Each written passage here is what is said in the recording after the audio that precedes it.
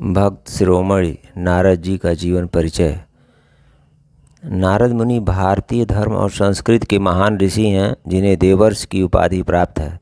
श्रीमद् भागवत के अनुसार नारद जी ब्रह्मा जी के मानस पुत्र हैं और त्रैलोक में भ्रमण करने वाले महाज्ञानी, तपस्वी तथा देवताओं के प्रिय हैं। वे भक्ति, ज्ञान और वैराग्य के प्रतीक माने जाते हैं। नारद मुनि का पूर्व जन्म एक शूद्र महिला के पुत्र के रूप में हुआ था। उनकी माता एक भिक्षुणी थीं जो ऋषियों की सेवा करती थीं। एक बार नारद ने ऋषियों से प्राप्त अन्न को ग्रहण किया, जिससे उनके भीतर भक्ति और ईश्वर के प्रति असीम प्रेम जागृत हुआ।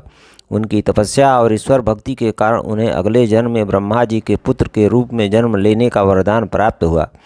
नारद जी सृष्टि में ईश्वर के संदेशवाहक और भक्तों के मार्गदर्शक के रूप में जाने जाते हैं।